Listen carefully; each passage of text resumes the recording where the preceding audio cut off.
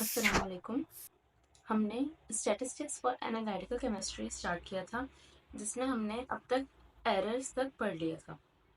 अब हमने आज ये पढ़ना है कि हम इन एरर्स को एक दूसरे से डिफ्रेंशिएट किस तरह कर सकते हैं। उसमें जाने से पहले कुछ बेसिक टर्म्स हैं जो पता होनी चाहिए to differentiate between random and systematic error. जो पहली हमारे पास टर्म है वो है हमारे पास precision. What is precision? It is the closeness of two or more measurements to each other. यानी अगर हम कोई एनालिसिस परफॉर्म कर रहे हैं, फॉर एग्जांपल हमने एक एक्सपेरिमेंट परफॉर्म किया जिसमें हमारे पास 4 रेप्लिकेट्स आए। अब वो रेप्लिकेट्स हम ले लेते हैं, फॉर एग्जांपल 10.12, 10.13, 10.11 एंड 10.14।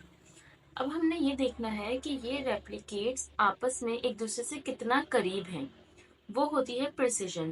प्रिसिजन हमें ये बताती है कि जो हमने रेप्लिकेट्स हमारे पास आए हैं एक्सपेरिमेंट परफॉर्म करने के बाद, वो एक दूसरे से कितना करीब हैं। द क्लोजनेस ऑफ टू और मोर मेजरमेंट्स और टू और मोर रेप्लिकेट्स टू ईच अदर। जितना ज़्यादा वो रेप्लिकेट्स एक दूसरे के करीब होंगे, उतना ज़्यादा हम ये कहेंगे कि हमारे एक्सपेरिमेंट में प्रिसिजन ज़्यादा थी, या हमारी एनालिसिस में प्रिसिजन ज़्यादा थी, या हम ये कह सकेंगे कि हमारा जो रिजल्ट है, जो हमारे रेप्लिकेट्स हैं, वो प्रिसाइज ज़्यादा हैं। जैसे यहाँ पे हमारे जो रेप्लिकेट्स हैं वो 10.12 से 10.14 के अंदर अंदर हैं बिल्कुल। तो पॉइंट के बाद बिल्कुल लास्ट डिजिट पे जाके इनका एक तो डिफरेंस आ रहा है, और डिफरेंस भी बहुत करीब आ रहा है। तो हम कहेंगे कि हमारी जो वैल्यूज हैं वो बहुत ज़्यादा प्रिसाइज हैं, एक दूसरे के बहुत ज़्यादा करीब हैं। सेकेंड है हमारे पास accuracy. Accuracy refers to the closeness of measured value to the true value. Accuracy हमें बताती है कि जो हमने मेजरमेंट परफॉर्म की है, वो मेजरमेंट जो है वो हमारे पास हमारी ट्रू वैल्यू से, या हम ये कह सकते हैं जो वैल्यू हमारी एक्सेप्टेड है उससे कितना करीब है। या फिर हम ये कह सकते हैं कि हमारी ऑब्जर्व वैल्यू और हमारी एक्सेप्टेड वैल्यू के दरमियान डिफरेंस कितना कम है, वो हमारी होती है एक्यूरेसी। फॉर एग्जाम्पल हमने कोई एक्सपेरिमेंट परफॉर्म किया जिसका एवरेज हमारे पास निकला 10.1। ये इसका एवरेज नहीं है, ये मैंने एक रैंडम एवरेज लिखा है। तो फॉर एग्जांपल हमने एक्सपेरिमेंट परफॉर्म किया जिसका एवरेज हमारे पास निकला 10.1। एवरेज पता है कि सारी वैल्यूज को सम करके टोटल नंबर ऑफ रेप्लिकेट से डिवाइड कर दिया जाए, और हमारे पास जो ट्रू वैल्यू थी वो थी 10.0, हमें ऑलरेडी नोन थी या हमें गिवन थी। अब ये दोनों वैल्यूज आपस में जितना ज्यादा करीब होंगी, हम कहेंगे हमारे एक्सपेरिमेंट में उतनी ज्यादा एक्यूरेसी है। तो एक्यूरेसी क्या होती है कि हमारी मेजर्ड वैल्यू और हमारी ट्रू वैल्यू के दरमियान डिफरेंस कितना कम है, या वो आपस में कितनी क्लोज है। The third term we have is repeatability. Repeatability means having one result from an experiment, then we can try this same experiment again within the same setup and get the exact same result. This is also known as within run precision. अब repeatability क्या होती है कि हमने एक experiment perform किया, हमने एक दफ़ा परफॉर्म कर लिया पूरा, और हमारे पास एक उसका रिजल्ट आ गया। अब उसी को हम दोबारा परफॉर्म करते हैं, यानी हम ये कह सकते हैं कि हमने उसका रेप्लिकेट लगाया, दोबारा परफॉर्म किया, सेम इंस्ट्रूमेंट पे, उसी वक्त सेम सैंपल पे, सेम कंडीशन में, सेम लैब में, तो रिजल्ट एग्जैक्टली सेम आया उस रेप्लिकेट के जो हमने इससे पहले परफॉर्म किया। अगेन हमने थर्ड रेप्लिकेट लगाया, पूरी सेम एक्सपेरिमेंट दोबारा परफॉर्म किया, उसके बाद जो है वो सेम वही कंडीशंस के अंदर, तो भी रिजल्ट एग्जैक्ट सेम आया पिछली दो एनालिसिस के, ऑलमोस्ट करीब आया। तो ये जो हमारी क्लोजनेस है इस वक्त रिजल्ट में, इसे हम कहते हैं रिपीटेबिलिटी। रिपीटेबिलिटी बताती है कि सेम रेप्लिकेट्स के अंदर कितनी ज्यादा प्रिसिजन प्रेजेंट है। ये रिपीटेबिलिटी सेम ये चीज होती है, प्रिसिजन ही होती है, इसलिए हम इसको विद इन रन प्रिसिजन कहते हैं, क्योंकि ये it defines the precision with in the replicates, कि एक एनालिसिस के रेप्लिकेट्स के अंदर कितनी प्रिसिजन है, ये हमारे पास कहलाती है रिपीटेबिलिटी। जो हमारे पास लास्ट टर्म आती है वो होती है reproducibility. When independent analysis gives degree of agreement between the results of experiment conducted by different individuals at different location with different instruments. It is also known as between run precision.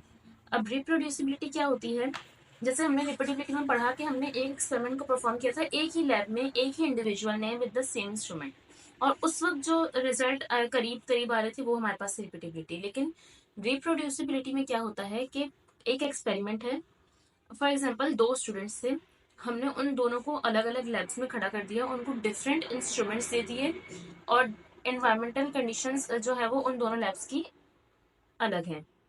अब हमने उन दोनों को same experiment दे दिया कि आप दो student से सेम एक्सपेरिमेंट परफॉर्म करें।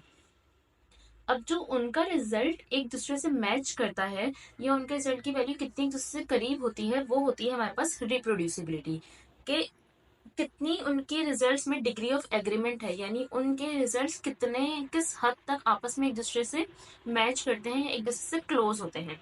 इसलिए हम कहते हैं इसे बिटवीन रन प्रिसीजन, क्योंकि ये हमारे पास प्रिसीजन बताती है of the replicates in between two different experiment, या फिर हम ये कह सकते हैं कि in between two different replicates.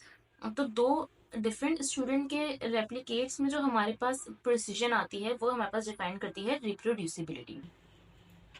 अब अगर हमने डिफरेंशिएट करना है between the random and the systematic error, अच्छा रैंडम और सिस्टमैटिक एरर दोनों जो है वो एक दूसरे के इंडिपेंडेंट हैं।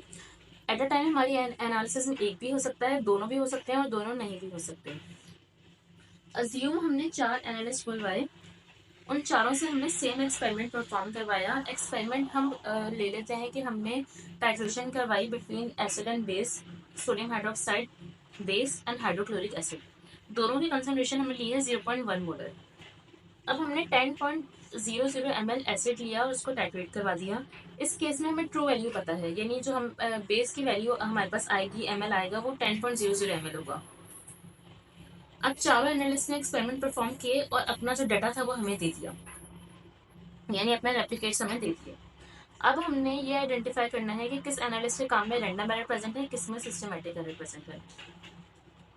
कुछ चीजें जो इससे पहले वो ये कि ये हमने एरर में भी पढ़ा था कि अगर हमारे काम में रैंडम एरर प्रेजेंट होगा तो प्रिसीजन जो होगी वो मेजरमेंट होती है रैंडम एरर की, यानी अगर हमारे काम में प्रिसीजन बहुत ज़्यादा कम है तो वो इंडिकेट करता है कि हमारे काम में रैंडम एरर बहुत ज़्यादा है।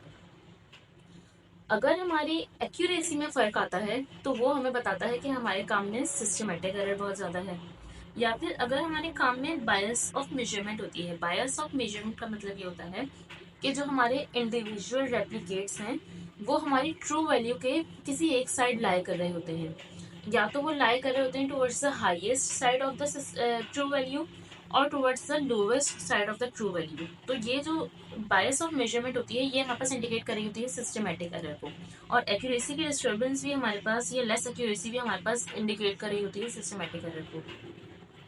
तो वैल्यूज एक साइड है, इधर हाईएस्ट और लोवेस्ट, तो वो सिस्टमेटिक एरर हो गया। प्रिसीजन कम है तो वो रैंडम एरर हो गया। रैंडम एरर की एक और खासियत ये होती है कि जैसे सिस्टमेटिक एरर में वैल्यूज एक साइड लाई कर रही होती है ना, रैंडम एरर में हमारे पास जो वैल्यू होती है वो ट्रू वैल्यू के दोनों साइड लाई कर रही होती है, यानी जो ट्रू वैल्यू से कम भी होंगी, ट्रू वैल्यू से ज्यादा भी होंगी, यानी वैल्यूज स्कैटर्ड होती हैं बहुत ज्यादा। अब अगर एनालिस्ट वन के रेप्लिकेट्स के ऊपर आते हैं तो हमारे पास 10.08, 10.11, 10.09, 10.10 एंड 10.12 वैल्यूज को देखें तो स्मॉलेस्ट वैल्यू 10.08 और हाईएस्ट वैल्यू जो है हमारे पास वो 10.12। स्मॉलेस्ट और हाईएस्ट के बीच में डिफरेंस बहुत कम है, 0.08 से 0.12 पे सारी वैल्यूज आ गई हैं, यानी वैल्यूज एक दूसरे से करीब बहुत है। जो सारी वैल्यूज है उनके दरमियान का जो डिफरेंस है वो बहुत ज्यादा कम है। इसी चीज को अगर हम ग्राफिकली प्लॉट करते हैं तो इस तरह प्लॉट होती है कि यानी हमारी जितनी भी वैल्यूज हैं एक दूसरे के बहुत क्लोज हैं।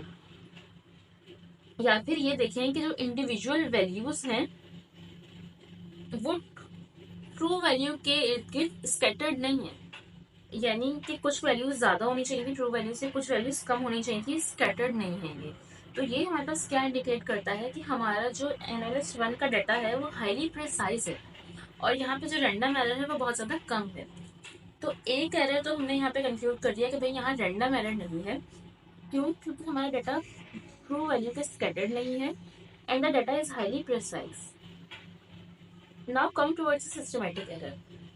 अगर इस काम में हम देखें तो हमारे काम में बायस बहुत ज्यादा है, बायस ऑफ मेजरमेंट बहुत ज्यादा है, यानी वैल्यूज को देखें तो जो स्मॉलेस्ट वैल्यू है 10.08 वो भी हमारी ट्रू वैल्यू से बहुत ज्यादा है। तो जितनी भी वैल्यूज हैं वो सब जो है वो ट्रू वैल्यू की एक साइड पे लाई कर रही है। बायस ऑफ मेजरमेंट बहुत ज्यादा है, जो हमारे पास इंडिकेट कर रहा है कि हमारे काम में सिस्टमेटिक एरर बहुत ज्यादा है।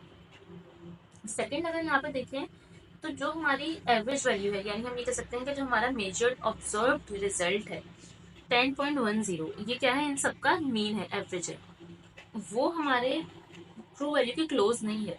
वैसे अगर देखा जाए तो 10.10 10.00 में फर्क नहीं है, लेकिन यहाँ पे हम जो है वो बाकी वैल्यू से कंपेयर करें तो फर्क नजर आता है। तो यहाँ पे हमारी जो एवरेज वैल्यू है, जो एवरेज रिजल्ट है, वो भी हमारे ट्रू वैल्यू से क्लोज नहीं है।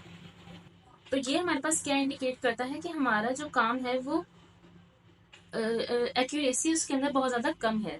तो हम इसमें इसको क्या कंक्लूड करेंगे, जो हमारा एनालिस्ट वन का डाटा है उसके अंदर एक्यूरेसी बहुत कम है। The data is highly biased, less accurate, highly precise, यानी रैंडम एरर बहुत कम है और सिस्टमेटिक एरर बहुत ज्यादा है।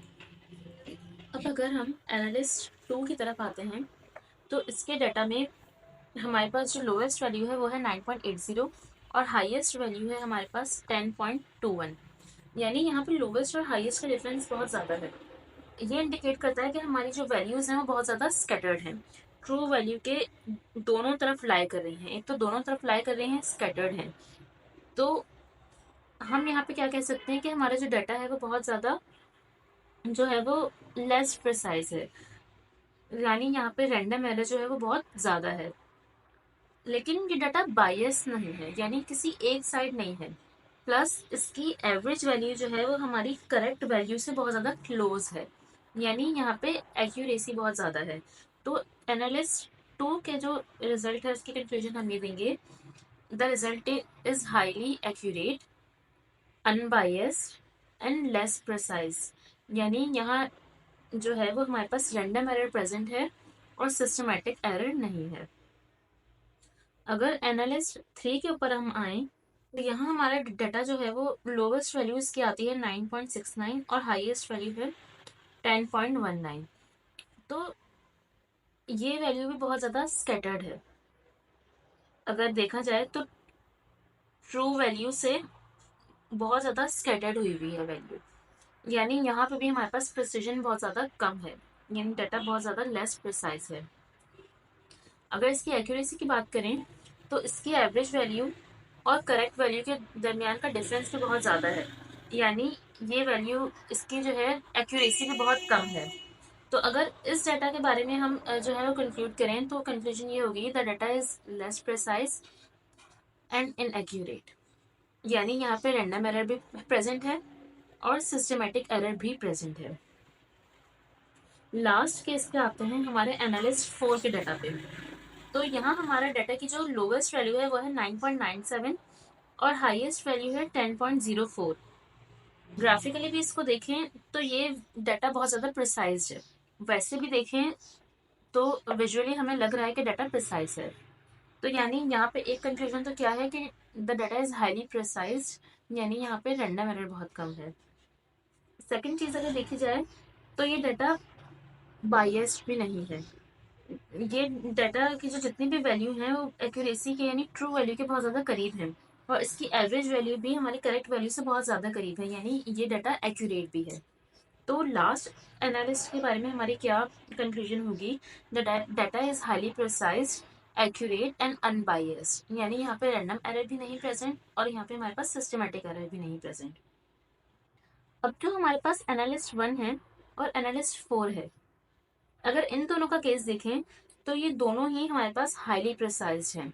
अब यहाँ पे प्रिसीजन के बारे में एक और जो हमारे पास दो टर्म्स थी वो डिफाइन होती हैं, एक हमारे पास होती है रिपीटेबिलिटी, दूसरी हमारे पास रिप्रोड्यूसिबिलिटी। तो इनके डाटा में देखा जाए तो दोनों के डाटा में रिपीटेबिलिटी बहुत ज़्यादा है। ये रिपीटेबिलिटी का मतलब है कि हमारे पास डाटा जो है वो ऑलमोस्ट जो है वो एक तो ओवरलैप कर रही हैं, दूसरा रिपीट भी हो रही हैं। जैसे कि हमारे पास डाटा फोर है, यहाँ पे भी हमारे पास 10.02 10.04 और 10.04 ये हमारे पास रिपीट हो रहा है। 9.97 और 9.98 इन दोनों के दरमियान भी कोई खास डिफरेंस नहीं है, तो ये हमारे पास है रिपीटेबिलिटी, जो हमें एनालिस्ट 1 और एनालिस्ट 4 के डाटा में भी देखने के लिए मिलती है। तो जब भी हमारे जो डाटा होगा उसके अंदर रिपीटेबिलिटी या रिप्रोड्यूसिबिलिटी प्रेजेंट होगी, तो हम कहेंगे कि ये डाटा हाईली प्रिसाइज है, यानी इसमें भी रैंडम एरर के चांसेस कम हैं। तो ये हमारे पास 4 पैरामीटर्स हैं जिनकी बेसिस पे हम अपना डाटा बता सकते हैं विजुअली देखकर कि हमारा डाटा प्रिसाइज है या नहीं और एक्यूरेट है या नहीं, यानी रैंडम एरर प्रेजेंट है या नहीं, या सिस्टमेटिक एरर प्रेजेंट है या नहीं।